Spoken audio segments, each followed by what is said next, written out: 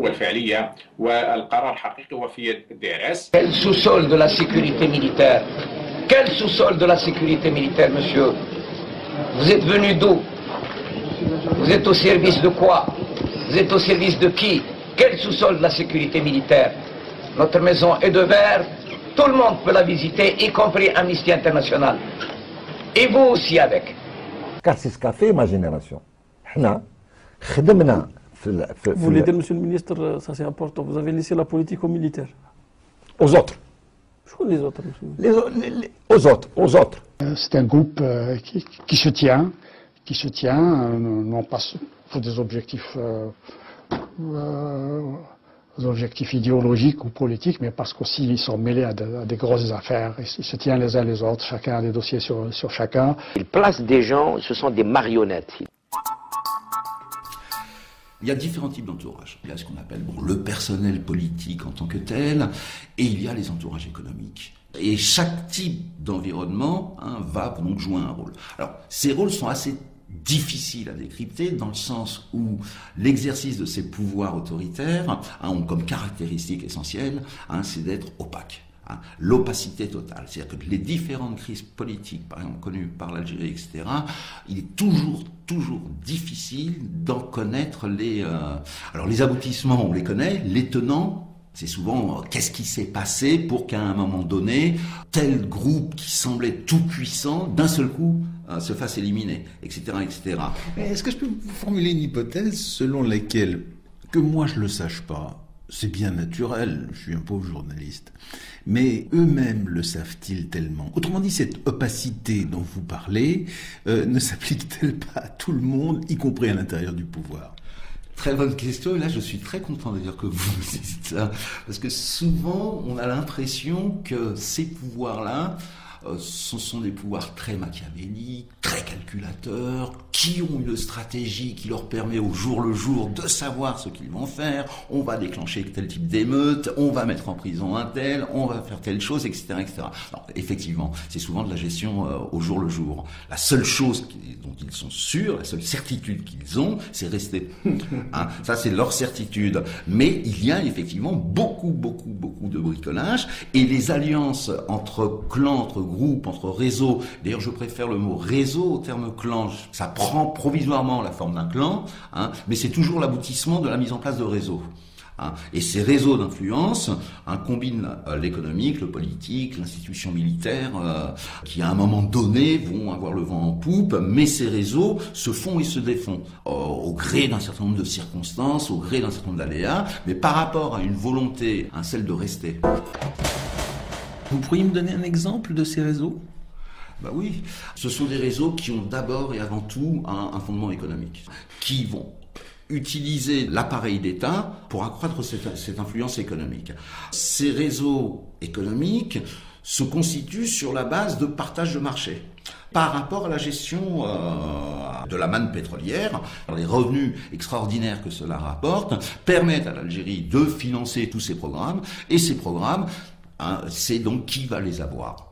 Qui va les avoir? Et là, l'appareil d'État joue le rôle central. Les réseaux vont se constituer au gré, justement, des partages de marché autour de ces grands programmes publics qui se mettent en place. Je prends un exemple. Un pays qui va passer de 10 millions d'habitants à 36 millions d'habitants en l'espace de 50 ans, c'est un pays qui a des besoins alimentaires énormes, qui va voir donc la part de ses importations en produits alimentaires devenir de plus en plus importante. Cette importation peut se financer grâce aux produits pétroliers, mais celui qui contrôle tel secteur de l'importation, ce sont des milliards de dollars qui chaque année sont garantis comme revenus. Je prends un exemple, le sucre. Il y avait pendant longtemps une seule société, donc contrôlée par quelqu'un qu'on connaissait, etc., très proche du pouvoir, qui avait le monopole de l'importation du sucre en Algérie. Idem pour l'huile, idem pour donc une partie des céréales, etc., etc. Donc ces biens de consommation, mais également les biens d'équipement, voilà, ce sont des partages qui se font. Alors ces réseaux, pour pouvoir être forts, c'est le contrôle de l'appareil d'État ou d'une partie de l'appareil d'État. Or, cet appareil d'État qui est constitué à la fois de technocrates, de personnel politique, a une tutelle essentielle, l'appareil militaire. Qui commande? C'est l'appareil militaire ou c'est les réseaux? Les réseaux. L'appareil militaire est au service des réseaux. La meilleure preuve, et contrairement à l'idée répandue, à un moment c'était très très développé, les 8 généraux qui dirigent l'Algérie, etc. Une fois c'était 8, une fois c'était 6, après c'était 12, après on donnait des listes. La quasi-totalité de ces généraux n'existe plus. L'armée est toujours là. L'armée est toujours là, ces hommes sont interchangeables. Il y a une institution qui est au service d'intérêts qu'on va activer, hein, et donc de réseaux qui vont se constituer. Tel général est l'homme de tel réseau, mais à un moment donné, ce général disparaît et on n'entend plus parler de lui, etc. C'est-à-dire que l'interchangeabilité, donc opacité, interchangeabilité, qui permettent justement à ces réseaux qui se cristallisent dans des clans, mais des clans qui sont jamais définitifs. C'est un type d'analyse qui permet de voir comment ça fonctionne, mais qui ne répond pas, à mon sens, à une question fondamentale, hein, celle de la nature sociale de ces réseaux. Ces réseaux participe à ce qui est une espèce d'émergence à la fois d'une bourgeoisie d'affaires, d'une bourgeoisie d'État, mais qui ne s'est pas encore réellement constituée comme véritable classe sociale organisée. Contrairement aux pays européens où la bourgeoisie existe en tant que classe sociale, la bourgeoisie a un mode de vie, a un style de vie, la bourgeoisie a ses structures, ses organisations, ses modes de socialisation, etc. En Algérie, on a l'émergence justement de cette élite dominante qui est à la fois un mélange de bourgeoisie d'État et de bourgeoisie d'affaires, mais qui n'est pas fini, qui est sans arrêt en recomposition. Ce phénomène que vous êtes en train de décrire, lorsque vous regardez la Tunisie, lorsque vous regardez l'Égypte, par exemple, peut-être lorsque vous regardez la Syrie également, est-ce que vous avez l'impression qu'il y a des liens de parenté? En Tunisie, il y a une bourgeoisie. En Algérie, il y a des bourgeois, il n'y a pas une bourgeoisie constituée en tant que classe sociale organisée. Il y a des bourgeois, il y a des milliardaires en Algérie, il y a des hommes d'affaires puissants, il y a des réseaux. Ce sont ces réseaux, en fonction des rapports de force, qui contrôlent cet appareil d'État et qui contrôlent la société. En Tunisie, il y a une tradition d'une classe d'affaires qui a sa logique. On sait très bien que la société tunisoise, or, la bourgeoisie tunisienne s'est fait déposséder du pouvoir par un clan constitué qui est devenu un obstacle total.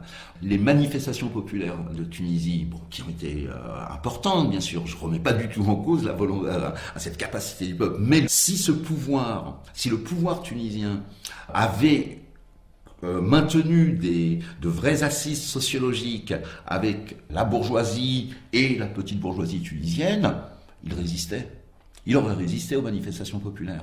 D'autant plus qu'au fond, il apparaissait un petit peu comme nouveau riche, si j'ose dire. Voilà, c'est ça. C'est-à-dire qu'il y a eu ce qui s'est passé en Tunisie, c'est devenu à la confiscation, un clan familial qui prend possession de toute l'économie. Bon, c'est devenu insupportable pour alors bien sûr, les couches populaires, c'était insupportable puisque leurs conditions de vie étaient désastreuses. Les couches moyennes, qui également commencent à le subir, et justement les élites économiques tunisiennes, donc la bourgeoisie tunisienne, pour qui c'était devenu insupportable. Donc c'est un régime qui était lâché par tout le monde, qui n'avait plus d'assises. Alors qu'en Algérie, non. En Algérie, on voit bien que les émeutes en Algérie ont été beaucoup plus violentes qu'en Tunisie. L'histoire du mouvement social en Algérie depuis 88, les émeutes de 88, plusieurs milliers de morts, manifestations, explosions dans toute l'Algérie, puis 10 années de guerre civile. Depuis la fin de la guerre civile, il n'est pas un jour en Algérie. L'émeute est devenue une forme courante de développement. Il n'est pas un jour ou dans une localité, quelque part, la population bloque la route, les forces de l'ordre interviennent, affrontement avec les jeunes, etc. C'est quotidien. Ça ne se traduit pas par une contestation d'ensemble d'un régime qui gère justement cette situation.